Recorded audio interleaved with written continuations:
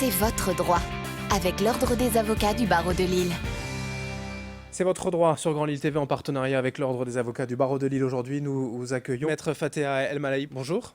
Bonjour. Aujourd'hui, on va parler de la loi travail sous l'angle de la négociation collective. Et que retenir finalement de cette loi travail dont on a beaucoup parlé ? Alors dans l'ensemble, ce qu'il faut retenir de cette loi travail, c'est qu'elle renforce le dialogue social en entreprise et elle assouplit les modes de fonctionnement via la négociation des accords d'entreprise. C'est ce que l'on appelle en droit du travail la négociation collective et c'est véritablement le maître mot de cette loi. Quels sont les sujets justement de la négociation collective sous cet angle ? On peut en relever trois, notamment en matière de durée du travail.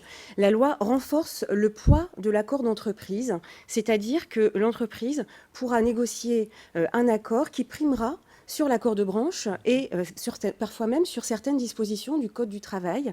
Je pense notamment aux durées maximales de travail et également au taux de majoration des heures supplémentaires.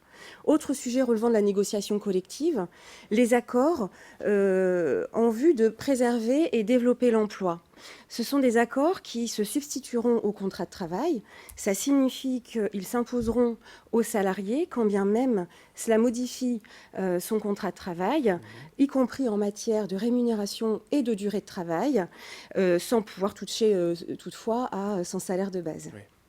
Dernière solution, dernière idée, nouvelle... Oui, tout à fait. Également, une négociation d'ailleurs qui devient obligatoire, qui est le droit à la déconnexion.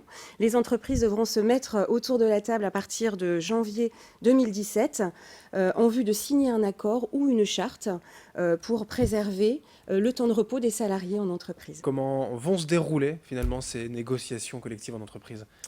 Il y a nécessité d'un accord majoritaire, c'est-à-dire que l'entreprise devra recueillir au moins une ou plusieurs signatures des organisations syndicales représentatives ayant obtenu au moins 50% des voix aux dernières élections CE.